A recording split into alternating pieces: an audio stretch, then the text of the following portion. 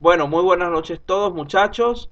Comenzamos con nuestra sesión de hoy día miércoles 29 de julio de lo que es nuestro curso de Proyecto Integrador 2, donde vamos a estar trabajando nuestra segunda clase de lo que es la unidad número 3. El título de esa unidad es Control y seguimiento de un proyecto de sistemas de información. Antes de meternos de lleno con esto, vamos a recordar la última parte de la clase de ayer que se dio rápidamente por cuestiones de tiempo. Entonces vamos a revisar porque recuerden que allí había una tareita que tienen que hacer. Entonces, en primer lugar, ¿qué son los entregables de un proyecto? El término entregable, como dijimos ayer, se utiliza en la gestión de proyectos para describir un producto que surge como resultado de alguna actividad o tarea del proyecto, habitualmente luego de la finalización de la misma. Vean que se les pide dentro de su tarea que cada uno de los entregables esté asociado con alguna actividad del proyecto. Ustedes deben ubicarlo lo mejor posible. Por otro lado, tenemos la definición de una lista de entregables. Una lista de entregables, que es lo que se le pidió hacer, es un documento que sirve para definir los entregables que formarán parte del alcance de un proyecto, sus responsables y las fechas límites. Por lo tanto, es un documento de uso habitual dentro de los procesos de gestión de alcance y proyectos de desarrollo de software, sobre todo muy usado en las reuniones de seguimiento para controlar el avance de nuestro proyecto. ¿Cómo se usan estas listas de entregables? La lista de entregables debe empezarse a hacer al inicio del proyecto. Nosotros estamos haciendo un poco tarde, pero no importa, estoy tratando de no salirme tanto de lo que son los parámetros del sílabo porque los he cambiado desde el principio, pero este fue uno que digamos que lo dejé para este momento. Entonces se debería empezar a hacer desde el inicio del proyecto, en la fase de planificación, cuando comenzamos a definir lo que es el alcance. El punto de partida para confeccionar generalmente estas listas de entregables suele ser la EDT, es decir, la estructura de desglose de tareas. Nosotros no vamos a hacer, repito, una estructura de desglose de tareas porque ya hicimos una versión en el GAN.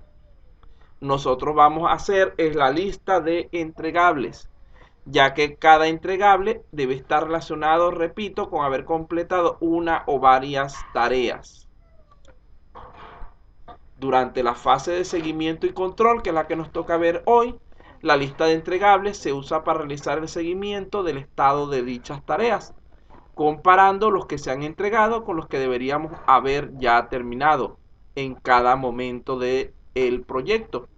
Dicha lista servirá además para llevar un control de las modificaciones de los entregables, de tal forma que en el momento de cerrar el proyecto o fase sepamos cuáles son las versiones válidas de cada uno de ellos y si están aprobadas o no. Vean que en nuestro caso no vamos a utilizar versiones, vamos a utilizar una sola versión o un solo entregable por cada uno, porque nosotros pudimos haber colocado versiones, pero no me parece conveniente para la corta duración del curso porque se van a complicar mucho más. Aquí tenemos entonces en pantalla hace un rato ya el formato de gestión de entregables o lista de entregables que van ustedes a realizar. Ya la primera parte no la voy a explicar mucho porque simplemente ustedes la conocen. Es muy similar al formato de requerimientos en su primera parte. Código del proyecto es su número de grupo, nombre del proyecto, colegio 2020. No, colegio no, farmacia web para ustedes. Estoy ya con el curso del otro módulo, del otro. Ajá, el código del cliente le van a colocar al código del cliente, vamos a colocarle 0, no importa, y el nombre del cliente Luis Rivas o profesor, como quieran colocarle. El autor, si son en grupo, colocan grupo 5, grupo 3, grupo 1, lo que sea, y si son individuales, su apellido y nombre. Y la fecha 6 de agosto. Ya por allí tienen para llenar esa primera parte, que son los datos del proyecto a fin de identificar correctamente este documento y asociarlo con el proyecto específico para su mejor gestión en la parte de documentación. La segunda parte de este documento es la parte en sí de gestión. Vean que está simplificada, ahí pudieran haber más campos, pero recuerden que como todo documento del proyecto debería tener un carácter adaptable que nos permita modificarlo de acuerdo a nuestras necesidades. Ahí se eliminó lo de las versiones, se eliminó la parte de aprobado o no, etcétera. Simplemente vamos a llenar esos datos que están allí.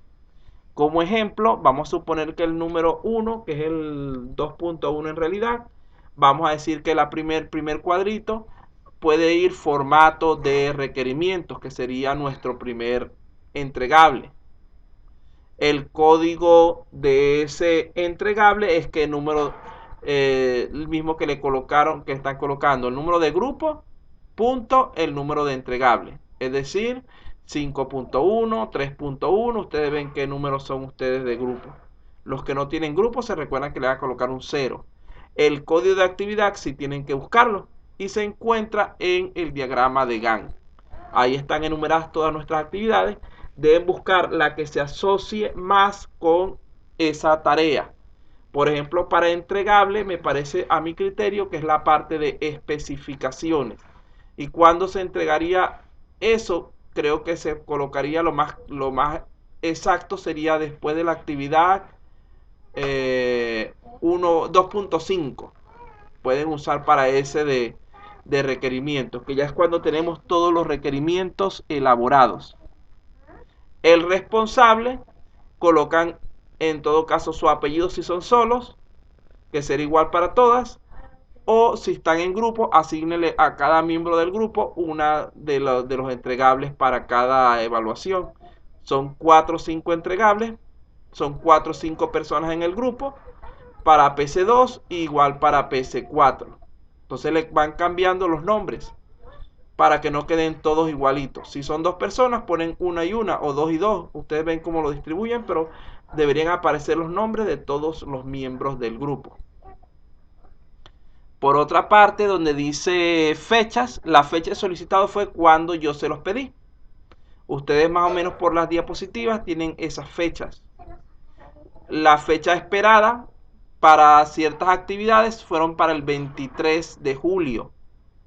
Se pospuso después, no importa, pero colocan esa como fecha entregada para el PC2. Para el PC4 la fecha sería el 6 de agosto. No vayan a enviar este formato de una vez hoy o mañana, esperen a que se le hayan asignado todas las tareas. Porque si le faltan tareas no va a estar completo y todavía le faltan creo que una o dos tareitas por asignar. Ya les mandé el manual, ¿verdad? Sí. Les mandé el formato, sí, falta nada más que la que voy a mandar hoy y la que voy a mandar el día de mañana. Ya con eso tendrían todas sus tareas de su proyecto.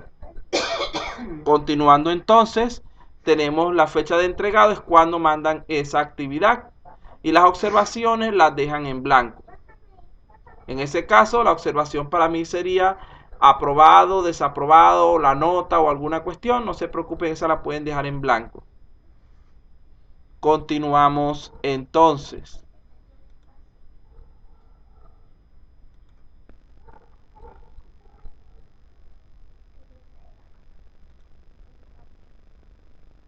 En cuanto a esto, debemos hablar que hay dos tipos de revisiones o validaciones, una de carácter interno y otra de carácter externo. Cuando hablamos de la validación de carácter interno, son las que realiza el mismo equipo de desarrollo. Pueden realizarse varias veces durante el proceso de construcción del sistema o como resultado de las revisiones externas. De la misma forma, pueden realizarse a nuestro proyecto diferentes evaluaciones externas, que son mayormente las que hace el cliente. ¿Qué sucede? Que esto hay formas de solucionar para no confundirlas. Una forma es con una codificación diferente. Por ejemplo, todas las evaluaciones internas las llamamos I guión un número, o le colocamos un dígito numérico al principio, que todas las evaluaciones internas comiencen por 1 y las externas comiencen por 0 o viceversa. Vean que ya allí podemos diferenciar unas de otras. La otra forma de solucionar esto para no confundir y que es más utilizada es tener dos formatos. Uno para las validaciones internas y otro para las externas. ¿Por qué? Porque la idea es que se recomienda como criterio general que la lista de entregables solamente tenga para el cliente las validaciones que él haga. ¿Por qué? Para evitar que el cliente vea todas las correcciones, todos los detalles, errores, etcétera, que fuimos cometiendo en el camino. Entonces, eso es por lo cual se acostumbra a hacer dos listas de validación separadas. Una que la usamos internamente para nuestro equipo de trabajo y otra que la usamos para que el cliente nos valide los entregables que le vamos presentando. Entonces allí tendríamos en cuanto a eso, y con eso salimos de lo que nos faltó el día de ayer, que era solamente ese último concepto.